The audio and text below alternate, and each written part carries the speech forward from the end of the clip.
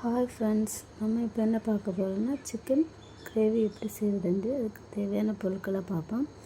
2 வெங்காயம், 3 தக்காளி, 1 முழு பூண்டு, ஒரு விரல் அளவு இஞ்சி, கரம் மசாலா, சிக்கன் மசாலா. இது கூட நமக்கு தேவையான தேங்காய் சேர்த்துக்கலாம். அப்புறம் 1 ஸ்பூன் மஞ்சள்தூள் எடுத்துக்கோங்க. அப்புறம் 2 ஸ்பூன் ஆயில், தேவையான அளவு உப்பு எடுத்துக்கோங்க.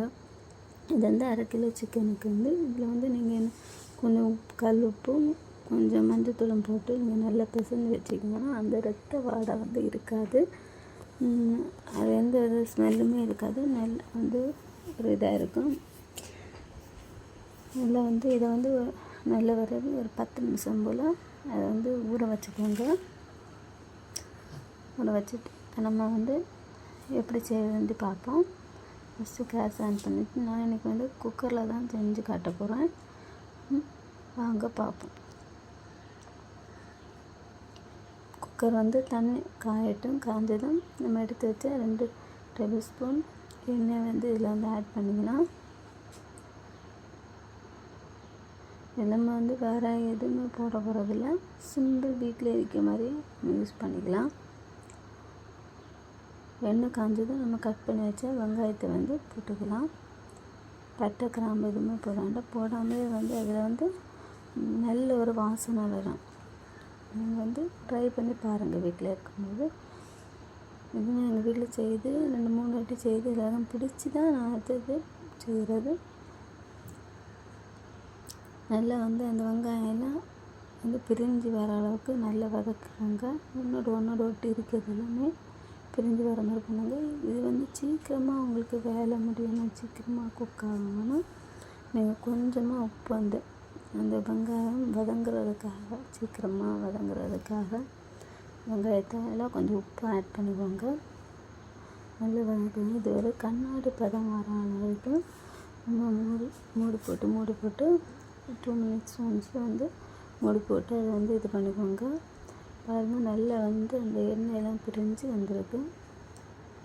இதுக்கப்புறம் நம்ம தள்ளி வச்சேன் இஞ்சி பூண்டு தட்டணும். நீங்கள் அரைச்சி போடுறதை விட இந்த மாதிரி நீங்கள் நசுக்கி அந்த சின்ன அம்மி இதுலேயோ இல்லைன்னா ஏதாவது இதில் வச்சு இடித்து போட்டிங்கன்னா இன்னும் நல்லா இருக்கும். அந்த மண்ணை நம்ம அரைச்சி போடுறதோட இப்போ தள்ளி போட்டிங்கன்னா சூப்பராக டேஸ்ட்டாக இருக்கும். அந்த பச்சை வாசனையெல்லாம் போன பிறகு நம்ம தக்காளி ஆட் பண்ணிக்கலாம். கட் பண்ணி சின்ன தக்காளியுமே. இந்த தக்காளி போட்டாலுமே நம்ம என்னதுன்னா கொஞ்சம் உப்பு போட்டிங்கன்னா சீக்கிரம் அதில் அந்த தக்காளி நல்லா சீக்கிரம் கிடைக்கும். தக்காளி நல்லா வேகணும். அப்போ தான் அந்த குழம்பு ஒரு நல்ல ஒரு டேஸ்ட்டு கொடுக்கும். இதுக்கும் நம்ம கொஞ்சம் உப்பு ஆட் பண்ணிக்கலாம். ஆட் பண்ணிவிட்டு நல்லா இது பண்ணிக்கோங்க.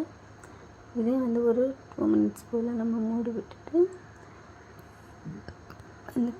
பார்த்திங்கன்னா நல்லா வெந்துடுச்சு ஃப்ரெண்ட்ஸ். நல்லா குழஞ்சி அடியில் எதுவுமே பிடிக்காத அளவு நல்லா எண்ணெய் பிரிஞ்சு வர அளவுக்கு நல்லா இதாக இருக்குது. இப்போ நம்ம ஊற வச்ச அந்த இறைச்சி தண்ணி இல்லாத அளவுக்கு வடிகட்டி இதில் போனால் தண்ணி பிழிஞ்சு எடுத்துகிட்டு போடுங்க. அப்போ தான் இதே நம்ம வேறு தண்ணி எதுவும் ஆட் பண்ணக்கூடாது. இதில் நம்ம கிண்ட முன்னாடி ஃபஸ்ட்டு நம்ம நல்லா பிழிஞ்சு போட்டுட்டு ஏற்கனவே நமக்கு அதில் கொஞ்சம் இறைச்சி இது பண்ணும்போது கிண்டும்போது நமக்கு தண்ணி வரும். நம்ம அதுக்கப்புறம் நம்ம குக்கர் மூடணும்னா இப்போது நம்ம தண்ணி ஊற்றிக்கலாம். இப்போ நல்லா நம்ம அந்த இஞ்சி பூண்டுக்கு அந்த இதெல்லாம் இறைச்சியில் படுறதுக்கு தக்காளி வெங்காயத்தோட அந்த இதெல்லாம் இறைச்சியில் படுறது நல்லா கிண்டி விட்டுக்கோங்க. இப்படி கிண்டி விட்டுக்கிட்டு நம்ம ஒரு 2 மினிட்ஸ் பண்ணலாம். அதுக்கு முன்னாடி கொஞ்சம் 1/2 ஸ்பூன் மஞ்சள்தூள் எடுத்துக்கிறேன். ஏற்கனவே மஞ்சள்தூள் போட்டாலும் நம்ம இறைச்சி இது கூட போடணும். 1/4 ஸ்பூன் கரம் மசாலா, 1 ஸ்பூன் மல்லித்தூள், 1/2 ஸ்பூன் மிளகாத்தூள் எடுத்துக்கிறேன். கொஞ்சம் தேவைக்கு சிக்கன் மசாலா எடுத்துருக்கிறேன். எல்லாத்தையும் நம்ம இப்போ சேர்த்து கொட்டி கிளற போகிறோம்.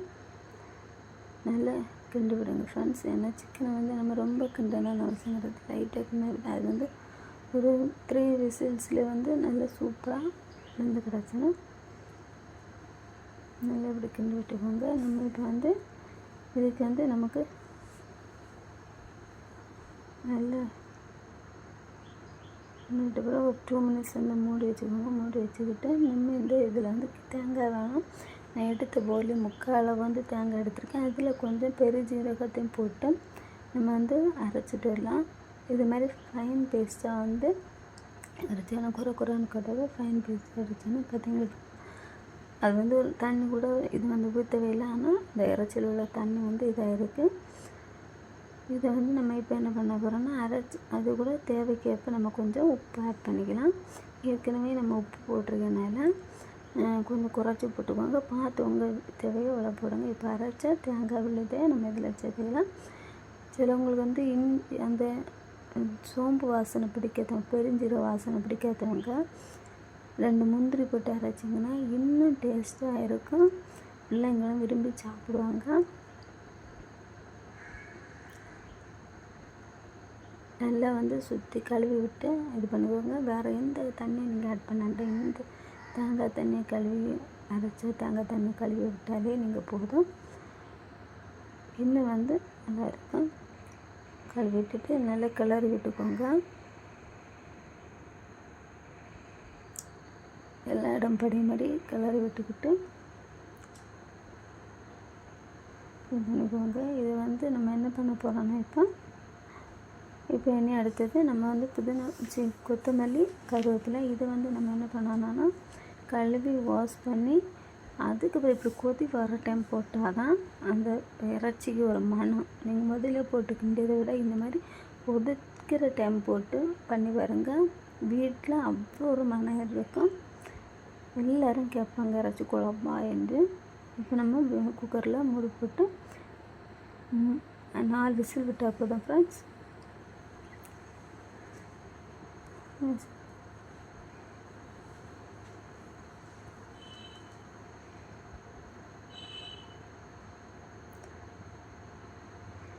விசில் வந்துச்சு ஃப்ரெண்ட்ஸ். இப்போ நம்ம வந்து இறக்கி வச்சுட்டோம். அந்த விசிலுக்கு அந்த இதெல்லாம் போன பிறகு ஓப்பன் பண்ணி பாருங்கள். அவ்வளோ ஒரு நான் வந்து விட்டதே வந்து பார்த்திங்கன்னா ஒரு 2 ஸ்பூன் தான். ஆனால் எவ்வளோ எண்ணெய் வந்து நல்லா வதங்கி இது பண்ணுறதுனால அந்த மாதிரி எண்ணெய் வந்து பிரிஞ்சிடும். இதுக்கு கூட நீங்கள் வந்து சப்பாத்தி, தோசை, இட்லிக்கு வச்சு சாப்பிடுங்க. நல்லா இருக்கும் ஃப்ரெண்ட்ஸ். ட்ரை பண்ணி பார்த்துட்டு கமெண்ட்ஸ் பண்ணுங்கள்.